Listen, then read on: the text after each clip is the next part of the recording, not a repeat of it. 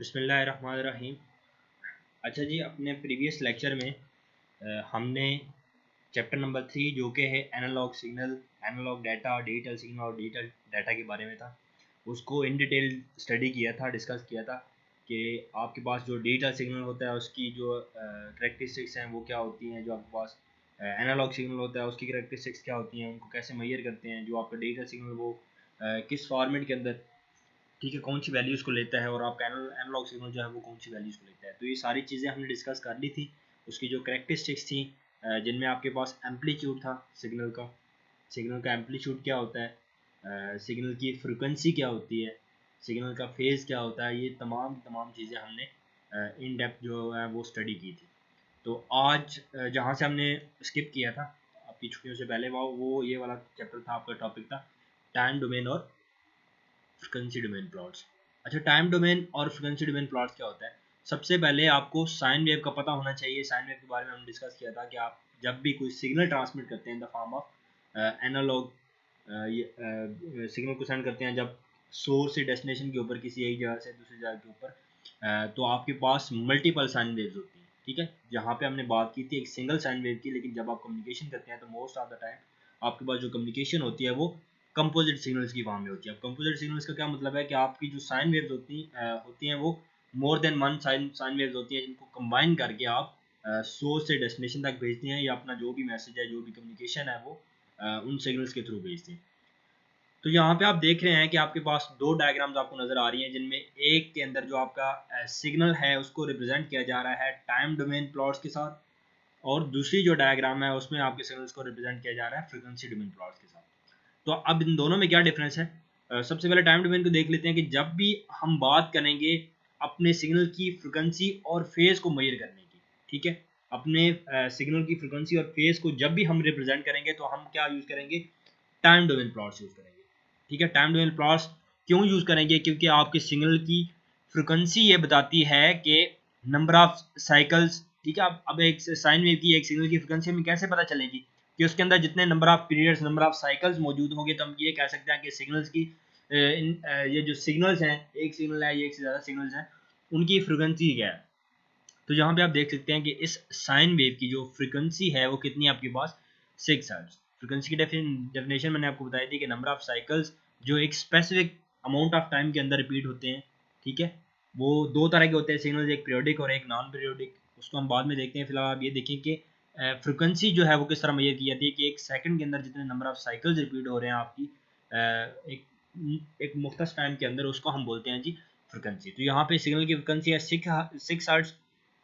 इसको time domain plots के अंदर क्यों हम शो करते हैं? क्योंकि टाइम डोमेन प्लॉट्स के अंदर हमें ये पता चलता है कि ये जो नंबर ऑफ साइकिल्स हैं इनकी एक तो इनका एम्पलीट्यूड कितना है, ठीक है, कितनी पीक के ऊपर ये सिग्नल जा रहे हैं, इनका एम्पलीट्यूड जो है किस जगह के ऊपर जाके मिनी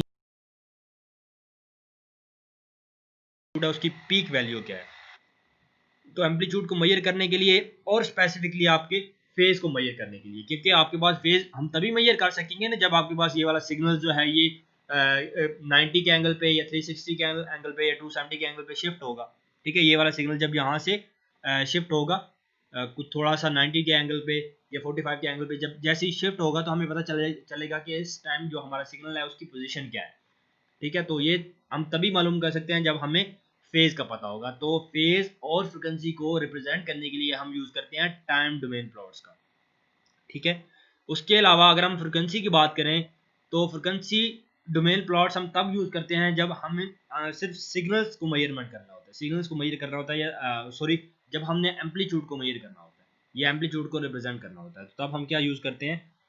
आपके फ्रिक्वेंसी डोमेन प्लॉट्स। तो आप नीचे वाले डायग्राम के अंदर देख रहे हैं, ये डायग्राम आपको क्या दिखा रही है कि ये आपके पास स्पेसिफिक पॉइंट्स हैं, ये देख सकते हैं आप। ठीक है, ये जो नीचे आपके पास एक हॉरिजॉन्टल लाइन के ऊपर डिफरेंट पॉइंट्स या डिफरेंट प्लॉट्स कह लें आपको नजर आ रहे हैं, ये किस चीज़ को रिप्रेजेंट कर रहे हैं? आपकी फ्रिक्वेंसी को रिप्रेजेंट कर रहे हैं। और ये जो आपके पास यहाँ पे वर्टिकल बार के ऊपर 5 लिखा हुआ आपको नजर आ रहा है, पीक वैल्यू 5 वोल्टेज। ठीक है, एम्पलीट्यूड जो है बेसिकली इस साइन वेव का, जो ऊपर साइन वेव दिखाई गई उसको ऊपर टाइम डोमेन प्लॉट्स के अंदर रिप्रेजेंट किया गया है, जबकि नीचे वाले डायग्राम के अंदर उसको फ्रीक्वेंसी डोमेन प्लॉट्स के अंदर रिप्रेजेंट किया गया है। तो फ्रिक्वेंसी डोमेन प्लॉट्स के अंदर जब हमने एम्पलीट्यूड को रिप्रेजेंट करना होता है या मेजर करना होता है, तो अब हम यूज़ करते हैं फ्रिक्वेंसी डोमेन प्लॉट्स। और जब हमने मेजर करना होता है अपनी फ्रिक्वेंसी को और फेज को, तो तब हम यूज़ करते हैं time domain plots. Is it clear जी? ये था आपका टाइम डोमेन और फ्रिक्वेंसी डोमेन प्लॉट्स। अच्छा जी, नोट के अंदर क्या लिखा हो, complete sine wave is the time domain can be represented by one single spike in the frequency domain. कि फ्रीक्वेंसी डोमेन के अंदर आपका जो पूरे का पूरा सिग्नल है उसको एक सिंगल स्पाइक के थ्रू जो है वो रिप्रेजेंट किया जाता है। और वो सिंगल स्पाइक कौन सी आपके पास यहाँ पे देख सकते हैं, ऊपर वाले जो साइन वेव है, ऊपर वाले जो सिग्नल है आपकी, उसकी फ्रीक्वेंसी 6 है।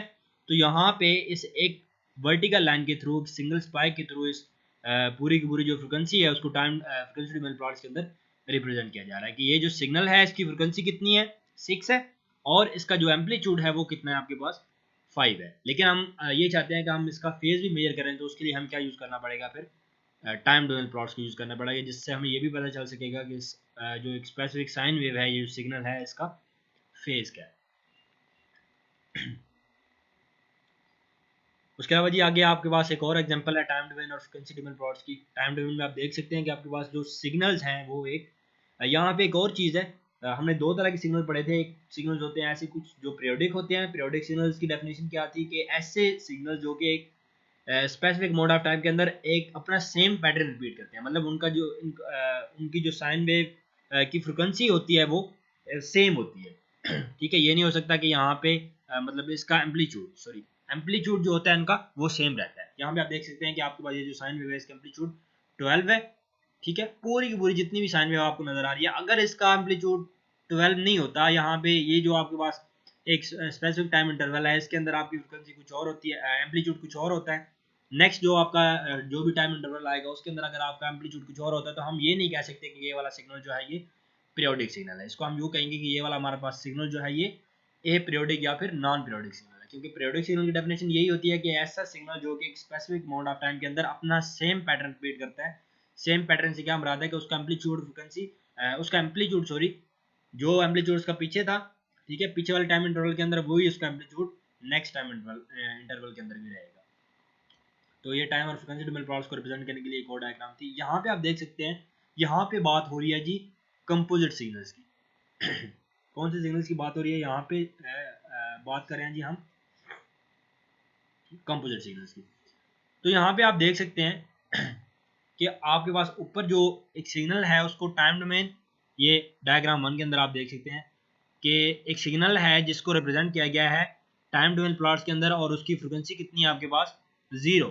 ठीक है, यहाँ पे आप देख सकते हैं कि ये आपके पास जो हॉरिजॉन्टल लाइन है ये बिल्कुल स्ट्रेट है, इसके अंदर कोई भी इस तरह की कर्व नहीं है, या आपका ये कोई भी एक साइकिल रिपीट नहीं हो रही, कोई साइकिल नहीं बन रही। तो इस मीन के इसकी जो फ्रिक्वेंसी है वो 0 है। हमने फ्रिक्वेंसी को अंडरस्टैंड करते हुए दो चीज़ें समझी थी कि फ्रिक्वेंसी के दो पीक पॉइंट्स होते हैं। ठीक है, दो एक्सट्रीम वैल्यूज होती हैं, या तो उसकी फ्रिक्वेंसी है वो इन्फिनिट होती है, या फिर बिल्कुल जो है उसकी फ्रिक्वेंसी ऐसी होती है कि उसको हम काउंट ही नहीं कर सकते, या फिर उसकी फ्रिक्वेंसी बिल्कुल 0 होगी। तो यहाँ पे जो आपके पास एक्सट्रीम वैल्यू है वो 0 है, कि इसकी सिग्नल की फ्रिक्वेंसी बिल्कुल नहीं है, ये बिल्कुल स्ट्रेट लाइन है। इट्स मीन कि इसकी कोई फ्रिक्वेंसी, कोई नंबर ऑफ साइकिल्स, कोई नंबर ऑफ पीरियड जो है इसके अंदर रिपीट नहीं हो रहे।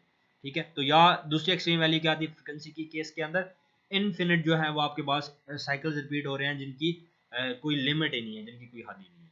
ठीक है, तो यहाँ पे फ्रिक्वेंसी डोमेन प्लॉट्स के अंदर आप उसको देख सकते हैं कि इसका एम्पलीट्यूड तो वही रहेगा जो यहाँ पे है, ठीक है, 5, और इसकी फ्रिक्वेंसी क्या है आपके पास, 0 है, क्योंकि इसके अंदर कोई साइकिल रिपीट नहीं हो रहा। यहाँ पे दूसरी डायग्राम के अंदर आप देख सकते हैं कि आपके पास ये जो डायग्राम आपको नजर आ रही है इसके अंदर इसकी फ्रिक्वेंसी कितनी है और इसका फेज कितना है, सॉरी एम्पलीट्यूड कितना है। तो यहाँ पे आप देख सकते हैं कि इसके जो एम्पलीट्यूड है वो 5 है और इसकी फ्रिक्वेंसी जो है वो 8 है। तो फ्रिक्वेंसी इसकी 8 क्यों है, यहाँ पे ये देख सकते हैं कि आपकी वर्टिकल बार 0 है, यहाँ पे यही आपके पास सिंगल स्पाइक या वर्टिकल बार जो आपको नजर आ रही है वो 8 शो करवा रही है। और वो 8 क्यों शो करवा रही है, क्योंकि आपके पास स्पेसिफिक सिग्नल की जो फ्रिक्वेंसी है टाइम डोमेन प्लॉट्स के अंदर वो कितनी है, 8 है। तो इस वजह से यहाँ पे फ्रिक्वेंसी डोमेन प्लॉट्स के अंदर उसकी फ्रिक्वेंसी को 8 से रिप्रेजेंट किया जा रहा है। यहाँ पे आप देख सकते हैं अ सिग्नल विद फ्रिक्वेंसी 16। तो यहाँ पे इस सिग्नल की फ्रिक्वेंसी जो है वो कितनी है, 16 है। 16 क्यों है, क्योंकि यहाँ पे जो आपके पास नंबर ऑफ साइकिल्स हैं, नंबर ऑफ पीरियड्स हैं, वो कितनी बार रिपीट हो रहे हैं। एक टाइम इंटरवल के अंदर जो है वो एक साइकिल रिपीट हो रहा है। इट्स मीन के 16 जो है आपके पास साइकिल्स 1 सेकंड के अंदर रिपीट हो रहे हैं। 16 साइकिल्स एक टाइम के अंदर जो है आपके पास रिपीट हो रहा है, तो इसलिए हम ये कह सकते हैं कि सिग्नल की जो फ्रिक्वेंसी है वो कितनी है आपके पास 16 है। तो यहाँ पे ये सिंगल जो है वो टाइम था सिग्नल से जो कि रिपीट हो रहे थे। नेक्स्ट आगे इसकी कंपोजिट सिग्नल की भी एक एग्जांपल है, वो भी हम देखते हैं। ये सिंगल जो आपके पास साइन वेव है उसकी एग्जांपल थी। अच्छा जी, क्या कहता है कि आपके पास सिंगल फ्रिक्वेंसी साइन वेव जो है वो कम्युनिकेशन के अंदर इतनी ज़्यादा यूज़ नहीं होती, क्योंकि आपके पास आप हो सकते हैं एट अ टाइम आप डाटा सेंड कर रहे हो, एट अ टाइम आप वीडियो भी सेंड कर रहे हो, एट अ टाइम आप वॉइस सिग्नल भी सेंड कर रहे हो, ठीक है। तो आपके पास जो कम्युनिकेशन के अंदर मोस्टली ये होता है कि कोई सिंगल साइन वेव नहीं होती जिसको आप यूज़ करते हैं, बल्कि मल्टीपल या कंपोजिट सिग्नल्स होते हैं, या कंपोजिट जो है वो साइन वेव काम कर रही होती है। तो यहाँ पे वो ये बस समझाने की कोशिश कर रहा है कि आपके पास कोई भी सिंगल फ्रिक्वेंसी साइन वेव मौजूद नहीं होती डाटा कम्युनिकेशन के अंदर, हमें मल्टीपल साइन वेव जो है वो यूज़ करनी पड़ती है अपने डाटा को ट्रांसमिट करने के लिए।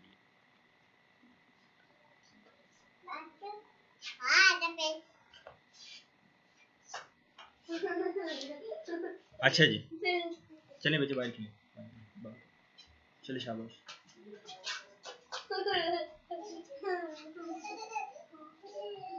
अच्छा जी,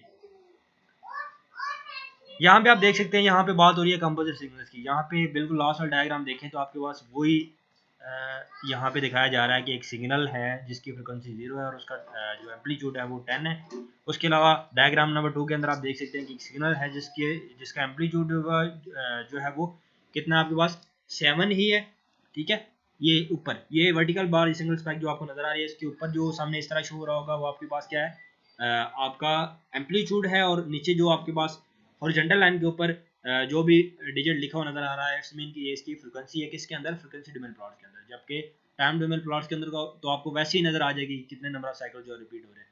तो जैसे ही हमने इन दोनों सिग्नल्स को, अब ये दोनों सिग्नल डाटा को ट्रांसमिट करने के लिए यूज किए जाएंगे, दोनों साइन वेव यूज की जाएंगी। तो जब हमने दोनों साइन वेव्स को कंबाइन किया तो आप देख सकते हैं कि यहाँ पे इसका एम्पलीट्यूड तो सेम ही है क्योंकि दोनों का एम्पलीट्यूड सेम था, और इसके अलावा सॉरी इसका एम्पलीट्यूड इसका और इसका एम्पलीट्यूड जब हमने इसको कंबाइन किया तो कितना हो गया आपके पास 17 हो गया इसका एम्पलीट्यूड, और इसकी फ्रिक्वेंसी कितनी होगी आपके पास, यहाँ पे देखिए इन दोनों, यहाँ पे इसकी फ्रिक्वेंसी कितनी थी 6 है, और इसकी फ्रिक्वेंसी कितनी थी 0 है। तो जब 6 + 0 करेंगे तो हमारे पास आंसर क्या आएगा 6 ही आएगा, ठीक है। यहाँ पे अगर इस सिग्नल की फ्रिक्वेंसी जो है वो 0 के अलावा कोई और होती, लेट्स सपोज 5 होती या 10 होती, तो जिस तरह आपके पास एम्पलीट्यूड को हमने प्लस कर दिया, या एम्पलीट्यूड दोनों का मिलके इनका जो 17 हो गया, इसी तरह हमारे पास फ्रिक्वेंसी को भी जब हमने ऐड करना था हमारे पास वो भी फ्रिक्वेंसी भी जो है वो इतनी ही बन जानी थी जितना कि आपके पास एम्पलीट्यूड बना। मतलब यहाँ पे अगर फ्रिक्वेंसी हमारे पास 7 है और इसकी 10 होती तो फ्रिक्वेंसी हमारे पास 17 बन जाती है। अगर यहाँ पे 5 होती तो फ्रिक्वेंसी हमारे पास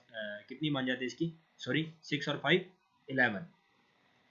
तो ये थी जी आपके पास फ्रिक्वेंसी और टाइम डोमेन फ्रिक्वेंसी की example in a composite signals. ये भी वही आपके पास टाइम डोमेन प्लॉट्स, यहाँ पे आप देखें इस फिगर के अंदर आपको मल्टीपल जो है वो साइन वेव्स दिखाई जा रही हैं जो कि कंपोजिट सिग्नल्स बनते हैं, और डिफरेंट कलर से। यहाँ पे आपको एक ब्लू कलर नज़र आ रहा है, ग्रीन कलर नज़र आ रहा है और दूसरा पिंक कलर नज़र आ रहा है। इन तमाम कलर्स के कम्बिनेशन से जो है वो उनको आइडेंटिफाई किया जा रहा है कि ये जो ब्लू कलर है, ग्रीन कलर है, उसका एम्पलीट्यूड 5 है, जो आपके पास पिंक कलर है उसका एम्पलीट्यूड 10 है, ठीक है। और जो ब्लू लाइन है जो जिसकी फ्रिक्वेंसी 0 है और एम्पलीट्यूड 15 है, उसको जो है वो इस ब्लू लाइन से जो है रिप्रेजेंट किया जा रहा है। ये एक आपके पास है फ्रिक्वेंसी डोमेन प्लॉट्स और ये है आपके पास टाइम डोमेन प्लॉट्स।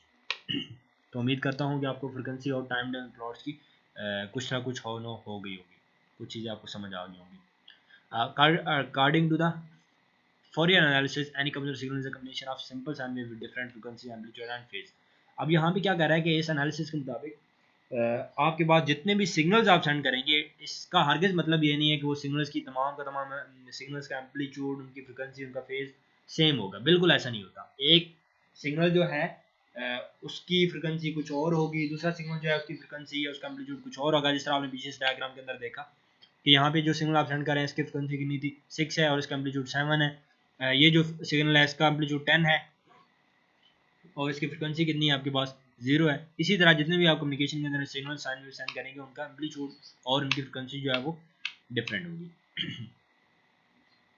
ये भी कंपोजिट पीरियोडिक सिग्नल्स है, ये उसी की एग्जांपल है, ये देख लीजिएगा। अच्छा जी, उसके बाद नेक्स्ट है आपके पास फ्रिक्वेंसी स्पेक्ट्रम और बैंडविड्थ। फ्रिक्वेंसी स्पेक्ट्रम क्या होता है और बैंडविड्थ क्या होती है, इसको हम देख लेते हैं, इस कॉन्सेप्ट को समझ लेते हैं कि फ्रीक्वेंसी स्पेक्ट्रम क्या होता है। बेसिकली आपके पास नंबर ऑफ फ्रीक्वेंसीज जो होती हैं, कंपोनेंट फ्रीक्वेंसीज होती हैं एक सिग्नल के अंदर। ये एक सिग्नल जितनी भी कंपोनेंट फ्रीक्वेंसीज को कंटेन करता है, सिग्नल जितनी भी नंबर ऑफ फ्रीक्वेंसीज के ऊपर मुश्तमिल होता है, उसको हम कह सकते हैं कि ये फ्रीक्वेंसी स्पेक्ट्रम है। मतलब उसका स्पेक्ट्रम कितना है, स्पेक्ट्रम कैसे डिफाइन होगा, हम स्पेक्ट्रम को देखेंगे उसके अंदर जो नंबर ऑफ कंपोनेंट्स है फ्रीक्वेंसीज के, या नंबर ऑफ फ्रीक्वेंसीज है, ठीक है, जितने कंपोजिट सिग्नल्स होंगे, जितनी कंपोजिट आपके पास साइन वेव्स होंगी, इतना ज़्यादा उसका स्पेक्ट्रम होगा। तो हम फ्रीक्वेंसी स्पेक्ट्रम की डेफिनेशन को कुछ यूँ पढ़ सकते हैं कि collection of all the component frequencies a signal contains, कि एक सिग्नल के अंदर जितनी कंपोनेंट फ्रीक्वेंसीज होंगी, जितने नंबर ऑफ साइन वेव्स होंगे, जितने नंबर ऑफ कंपोजिट सिग्नल होंगे, उनको हम ये कह सकते हैं कि ये आपके पास क्या है, फ्रीक्वेंसी स्पेक्ट्रम। और बैंडविड्थ क्या है, जो उस फ्रीक्वेंसी स्पेक्ट्रम की विड्थ होगी,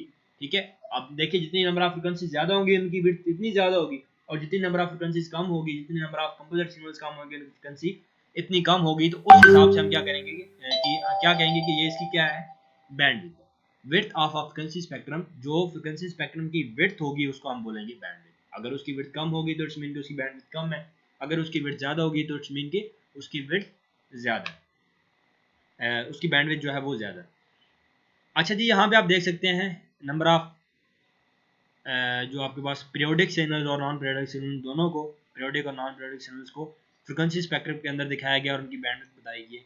उसके नीचे यहाँ पे आप देख सकते हैं नीचे एक फार्मूला लिखा हुआ है बैंडविड्थ को कैलकुलेट करने का। तो बैंडविड्थ को कैलकुलेट करने का फार्मूला क्या है न्यूमेरिकल के अंदर, bandwidth is equal to highest frequency minus lowest frequency. जब आपके पास कोई न्यूमेरिकल आ जाता है, आपको ये कहने के लिए कहा जाता है कि इसकी ये जो एक न्यूमेरिकल है, जो जो वैल्यूज दिए हैं इनमें से, ये जो सिग्नल्स दिए हुए हैं, इनकी जो है वो आप बैंडविड्थ निकालें। तो बैंडविड्थ को निकालने का तरीका क्या है कि आप सिंपल क्या करेंगे, highest frequency minus lowest frequency. यहाँ पे इसी तरह एक एग्जांपल छोटी सी दी हुई है, if a periodic signal is decomposed into 5 sine waves.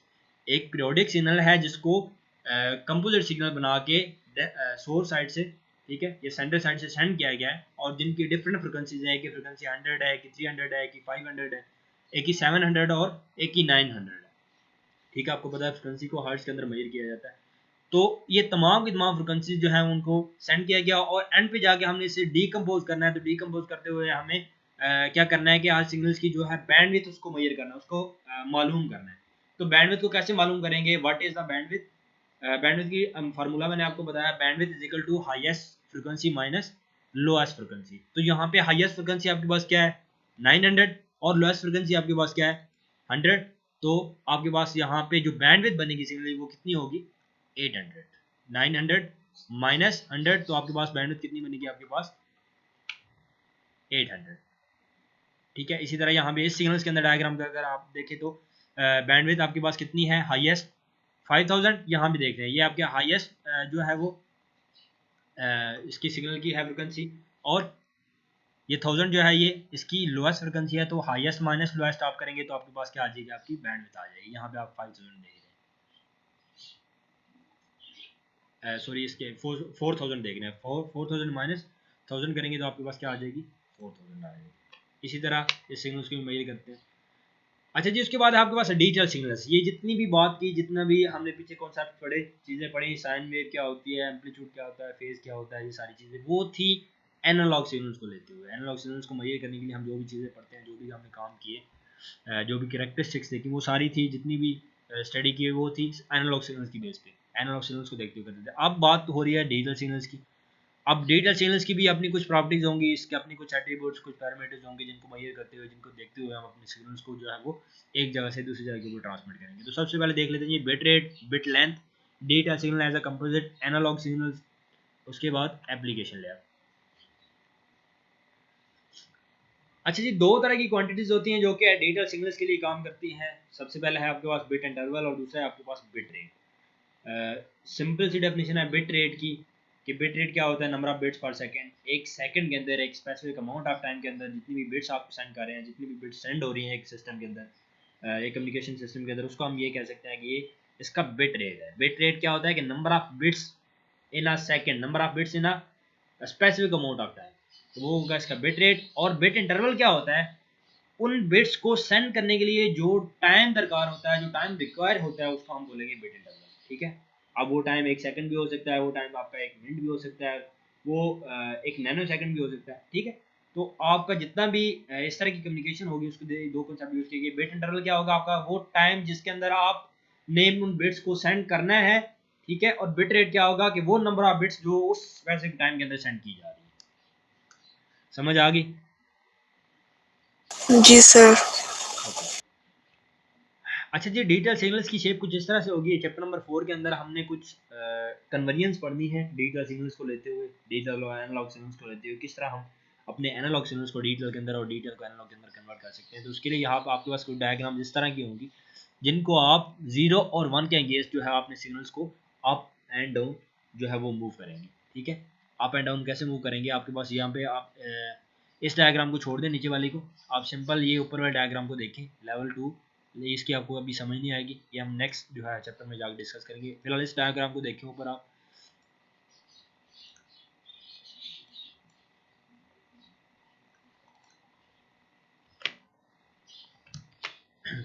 यहाँ पे आप देख सकते हैं कि जैसे ही आपके पास, अब आपको पता है कि डिजिटल सिग्नल जो है वो 0 और 1 की फॉर्म में काम करते हैं, उसके अलावा कुछ स्टेट कोई कंडीशन होती नहीं है। 0 आएगा तो क्या एक्शन परफॉर्म करेगा आपका सिग्नल, अगर 1 होगा तो आपका सिग्नल जो है वो किस तरफ जो है वो जाएगा या किस तरफ मूव करेगा। तो यहाँ पे आप देख सकते हैं कि जैसे ही 1 आता है आपके सिग्नल्स के अंदर, डाटा कम्युनिकेशन में जब डिजिटल सिग्नल्स की बात करें, जैसे ही 1 आएगा तो आपका सिग्नल यहाँ पे अपर साइड पे रहेगा।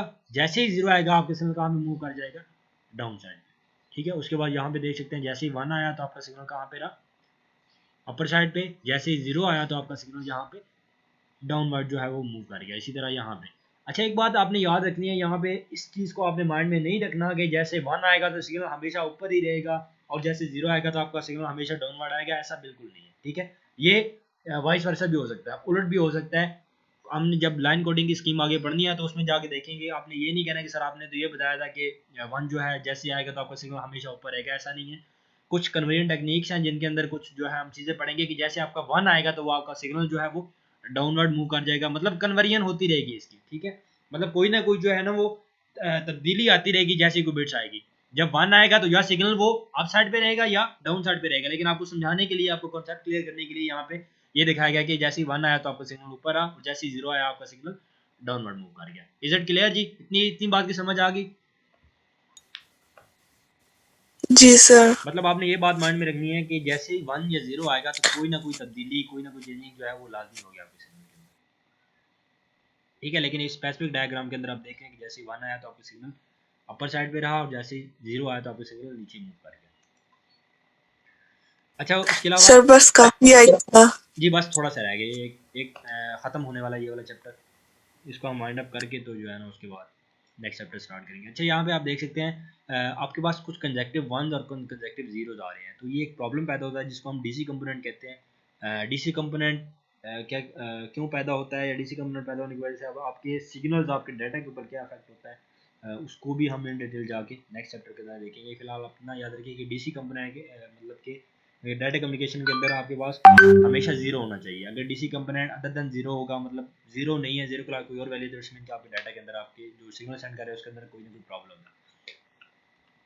यहाँ पे आपके पास वही टाइम डोमेन फ्रीक्वेंसी। अच्छा ये एक कॉन्सेप्ट है बेस बैंड और ब्रॉडबैंड का। अच्छा बेस बैंड ट्रांसमिशन क्या होती है, आप देखते हैं कि जब भी वो कम्युनिकेशन करते हैं, आप डाटा को ट्रांसमिट करते हैं टेलीफोन लाइंस के ऊपर या किसी भी जगह के ऊपर डाटा को ट्रांसमिट करते हैं, तो आपको उस डाटा को ट्रांसमिट करने के लिए वो जो चैनल होता है डाटा को कैरी करने वाला, उसके अकॉर्डिंगली आपको उस डाटा को मॉड्यूलेट करना पड़ता है। मतलब आपको डाटा को ट्रांसमिट करने से पहले उस डाटा के अंदर जो है वो क्या करनी पड़ती है मॉड्यूलेशन करनी पड़ती है।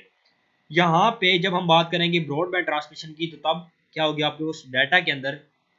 अच्छा पहले देख लेते हैं बेस बैंड ट्रांसमिशन क्या होती है। बेस बैंड ट्रांसमिशन के अंदर क्या करते हैं कि वो जो मॉड्यूलेशन मैं बात कर रहा हूँ वो परफॉर्म नहीं की जाती। आपका जो डाटा होता है, आपके जो सिग्नल्स होते हैं प्योर डिजिटल फॉर्म्स के अंदर होते हैं, और हम उन सिग्नल्स को एज इट इज सेंड कर देते हैं, हमें किसी भी किस्म की कोई भी मॉड्यूलेशन की जरूरत नहीं पड़ती। तो इस तरह की जो कम्युनिकेशन होती है उसको हम बोलते हैं बेस बैंड ट्रांसमिशन, जिसके अंदर हम कोई भी मॉड्यूलेशन वगैरह डिजिटल सिग्नल्स के अंदर परफॉर्म नहीं करते, और जो आपके वो डिजिटल सिग्नल होते हैं उनको हम बेस बैंड सिग्नल भी कहते हैं, ठीक है जी। जबकि ब्रॉडबैंड ट्रांसमिशन में क्या होता है, ब्रॉडबैंड ट्रांसमिशन क्यों यूज की जाती है, सबसे पहले और जब आपके पास लार्ज अमाउंट ऑफ डाटा होता है, जिस तरह आपके पास किसी भी डाटा को लेके आप एक फॉर अ डिस्टेंस के ऊपर जो है मूव करवाते हैं, या आपको किसी डिस्टेंस के ऊपर डाटा को सेंड करवाना होता है, तो आप तब यूज़ करते हैं ब्रॉडबैंड ट्रांसमिशन। और ब्रॉडबैंड ट्रांसमिशन के लिए आपको उन सिग्नल्स को मॉड्यूलेट करना पड़ता है, ठीक है। मॉड्यूलेशन करनी पड़ती है, जिस मॉड्यूलेशन की बिना पे आप अपने सिग्नल्स को कुछ ज़्यादा डिस्टेंस के ऊपर जो है मूव करवा सकते हैं। और अब सवाल ये पैदा होता है कि जो डाटा आप सेंड करते हैं वो क्या होता है। आपको पता है डाटा की मतलब किसी भी नेचर के अंदर हो सकता है वो डाटा आपका, कोई वॉइस हो सकती है, कोई वीडियो हो सकती है, कोई पिक्चर्स इमेज, इस तरह की कोई भी चीज़ हो सकती है। तो उसको आप एक लार्ज डिस्टेंस के ऊपर जब मूव करवाते हैं तब हम यूज़ करते हैं ब्रॉडबैंड ब्रॉडबैंड ट्रांसमिशन। ठीक है, और जब हम मॉड्यूलेशन वगैरह परफॉर्म नहीं करते तब आपके पास कौन सी ट्रांसमिशन हो रही होती है, बेस बैंड ट्रांसमिशन। ये उसी के एग्जांपल हैं जी, बेस बैंड और ब्रॉडबैंड ट्रांसमिशन की, जो मैंने आपको बता दी है। इसको आपने पढ़ लेना। उसके अलावा एक और ये 3 चीज़ें हैं जी बड़ी important. Transmission impairments. Transmission impairments क्या होती हैं कि जब आप कम्युनिकेशन करते हैं तो किसी ना किसी वजह से आपके डाटा को जो है वो डिस्टर्ब किया जाता है, आपका डाटा लॉस हो जाता है, आपका डाटा करप्ट हो जाता है, या किसी भी वजह से आपका डाटा हो जाए वो डेस्टिनेशन तक या एंड यूज़र तक पहुँचता ही नहीं है। तो उसकी 3 वजह हो सकती हैं। कौन कौन सी? ये बेसिकली 3 काजेज़ हैं या 3 वजूहात हैं जिनकी बिना पे आपका डाटा जो है वो डिस्टर्ब होता है, या डाटा के अंदर जितनी बिट्स होती हैं वो करप्ट होती हैं। वो कौन कौन सी हैं? 3, अटेनुएशन, डिस्टॉर्शन और नॉइज़। इम्पेयरमेंट काजेज़ 3 हैं जी, अटेनुएशन, डिस्टॉर्शन और नॉइज़। अटेनुएशन क्या होती है? Means loss of energy. आप किसी भी सिग्नल को जब आप सेंड करते हैं तो आप देखते हैं कि कुछ टाइम के बाद, डाटा ट्रैवल करने के बाद, आपका वो सिग्नल जो है उसकी स्ट्रेंथ कम हो जाती है, वो सिग्नल की जो स्ट्रेंथ है वो वीक हो जाती है, सिग्नल वीक हो जाते हैं। आप वाईफाई की एग्जांपल ले लें। जब आप वाईफाई सिग्नल यूज़ करते हैं तो जैसे ही आप थोड़ा डिस्टेंस के ऊपर जाते हैं तो उन सिग्नल की स्ट्रेंथ जो है वो कम होती जाती है। एक टाइम के ऊपर जाके वो आपके सिग्नल की वो स्ट्रेंथ नहीं रहती जो कि एक्चुअल में होती है, या जो एक्चुअल में आपका जो राउटर है उन सिग्नल्स को ट्रांसमिट कर रहा होता है। ऐसा नहीं होता। तो इस लॉस ऑफ एनर्जी को फुलफिल करने के लिए आप क्या करते हैं? कुछ डिवाइसेस यूज़ करते हैं और उन डिवाइसेस को हम बोलते हैं एम्पलीफायर। ठीक है, एम्पलीफायर क्या करता है? आपके सिग्नल्स को एम्पलीफाई करता है, और एम्पलीफाई करने के बाद दोबारा से उन सिग्नल्स की स्ट्रेंथ वही कर देता है जो कि एक्चुअल में आपके रिसीविंग एंड से, सॉरी सेंडिंग एंड से वो जो है सेंड हो रही थी। ठीक है, ये जो आप देखते हैं रियल लाइफ में ये झाल बनी होती है। आप डिफरेंट तरह की जो नहरें होती हैं उन नहरों के ऊपर एक झाल सी बनी होती है। कुछ टाइम के ऊपर जाके वो झाल बना देते हैं। उसका क्या फ़ायदा होता है कि पीछे जैसे ही पानी आ रहा होता है नहर के अंदर तो कुछ डिस्टेंस तय करने के बाद उस पानी की जो स्पीड है वो कम हो जाती है, तो वो झाल एज अ एम्पलीफायर काम करती है। ठीक है, वो झाल का मकसद क्या होता है? आपके उस पानी को, जो नहर का पानी है उसको एम्पलीफाई करना, ताकि दोबारा से उस पानी की जो स्पीड है उसका जो अगर डिस्टेंस थोड़ा डिस्टेंस करने के बाद वो उस पानी की जो स्पीड है वो ज़्यादा तेज़ हो जाए। तो इसीलिए कुछ देर के बाद जाके वो झाल बना देते हैं ताकि पानी की जो स्पीड है वो ज़्यादा हो जाए। तो इसी कॉन्सेप्ट को लेते हुए आपके पास यहाँ पे डाटा कम्युनिकेशन के सिग्नल्स भी काम करते हैं। जैसे सिग्नल्स का लॉस होता है, एनर्जी जैसे जैसे सिग्नल की लॉस होती है तो उसको हम बोलते हैं अटेन्युएशन। और उसका सोल्यूशन क्या है? उसको जो लॉस ऑफ एनर्जी है उसको फुलफिल करने के लिए वो है आपके पास एम्पलीफायर, जो कि हम यूज़ करते हैं उस एनर्जी को कंपनसेट करने के लिए। जो लॉस ऑफ एनर्जी हमारी हुई होती है उसको हम क्या करते हैं? सिग्नल एम्पलीफाई करके दोबारा से उस सिग्नल की स्ट्रेंथ को हम स्ट्रॉन्ग कर लेते हैं।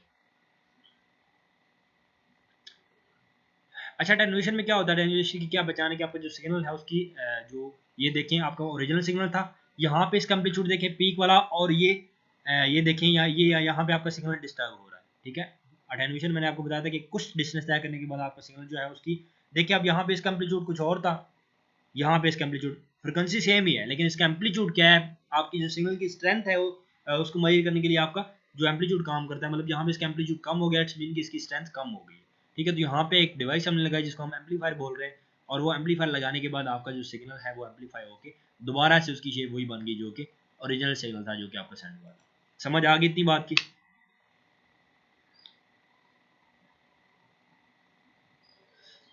अच्छा जी, डिस्टॉर्शन। डिस्टॉर्शन में क्या जी होता है सर। कि आपकी सिग्नल की जो शेप होती है वो चेंज हो जाती है। ठीक है, आप यहाँ पे देख रहे हैं कि आपके पास जो सिग्नल सेंड हुआ था, यहाँ पे ये कंपोजिट सिग्नल है, यहाँ पे इसको डीकम्पोज किया गया जिसकी वजह से यहाँ पे ये 3 सिग्नल्स बन गए। लेकिन यहाँ पे डिस्टॉर्शन जब उसके ऊपर हुई, सेंडिंग साइड पे आपने सेंड किया, यहाँ पे डिस्टॉर्शन की वजह से आपका सिग्नल खराब होगा। तो यहाँ पे आप देख सकते हैं कि जैसे उस कंपोजिट सिग्नल्स को यहाँ पे रिसीव किया गया, ठीक है, जैसे रिसीव हुआ तो इसकी शेप देख सकते हैं कि आप चेंज हो चुकी है। ठीक है, ये सिग्नल टेढ़ा बेढ़ा हो गया। जैसे ये सिग्नल अपनी शेप चेंज करेगा, मतलब किसी भी किस्म की डिस्टर्बेंस पैदा होगी या इसके ऊपर कोई भी एक्सटर्नल फैक्टर जो है वो अफेक्ट होंगे तो ऑब्वियसली आपके सिग्नल की क्वालिटी वो नहीं रहेगी, इसकी स्ट्रेंथ वो नहीं रहेगी। ठीक है, तो नॉइज़, डिफरेंट तरह के नॉइज़ होते हैं जो कि एक्सटर्नल फैक्टर्स जिसकी वजह से आपके जो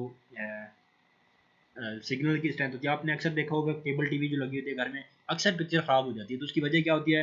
उसको आइडेंटिफाई करने में पता चलता है कि फलां जगह से जो है वायर वो ब्रेक हो गई है, ये उसके ऊपर जो शील्ड है उसकी ठीक है, इंसुलेटर जो लगा हुआ है वायर के ऊपर वो उतर गया, जिसकी वजह से एक्सटर्नल फैक्टर जितने भी होते हैं वो उसको अफेक्ट कर रहे होते हैं, चाहे वो पास कहीं कोई इलेक्ट्रिक उसके पास अगर कोई इलेक्ट्रिक वायर गुजरी है तो वो भी उसको अफेक्ट करेगी, अगर कोई नॉइज़ वगैरह वैसे प्रोड्यूस हो रहा है, कोई इलेक्ट्रिसिटी की कोई मोटर वगैरह चल रही है, तो इस तरह की सारी चीज़ें जो हैं वो उसको किसी न किसी तरह से अफेक्ट होंगी, तो उस वजह से भी आपका सिग्नल ख़राब होगा। नॉइज़ जब पैदा होगा तो उसके सिग्नल की शेप कुछ इस तरह से होगी।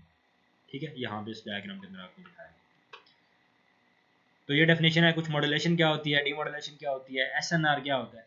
ठीक है, लो एसएनआर और हाई एसएनआर। एसएनआर क्या होता है, सिग्नल टू नॉइज़ रेशियो होती है बेसिकली। जबकि आपकी सिग्नल की स्ट्रेंथ जो है वो हाई होगी तो हम कह सकते हैं कि सिग्नल की जो रेशियो है वो हाई है, और जैसे आपके सिग्नल की जो मतलब कि नॉइज़ उस पर कम इफेक्ट करेगा या लो नॉइज़ होगा उसके ऊपर, तो हम कह सकते हैं कि आपका सिग्नल जो वो चल रहा है वो लो एसएनआर में चल रहा है या low signal to noise ratio के अंदर चल रहा है। ठीक है, ये कुछ डेफिनेशन है, ये भी आप लोगों ने पढ़ लेनी है। तो उसके अलावा ये कुछ फैक्टर्स हैं, बैंडविड्थ, थ्रूपुट, लेटेंसी, ये हमने बड़ी अच्छी तरह से अपने प्रीवियस लेक्चर के अंदर, अपने प्रीवियस चैप्टर के अंदर डिस्कस कर लिया, और उम्मीद है कि आपको ये आते नहीं होंगे। तो ये था जी आज का आपका चैप्टर नंबर 3 जो कि कंप्लीट हो चुका है। इसके बाद जो है इंशाल्लाह चैप्टर नंबर 4 हम स्टार्ट करेंगे अपनी नेक्स्ट क्लास के अंदर, जिसमें हम डिजिटल सिग्नल्स और उन तमाम चीज़ों को जो है वो देखेंगे। ठीक है जी, तो आज के लिए इतना ही। नेक्स्ट क्लास में इंशाल्लाह जो है हम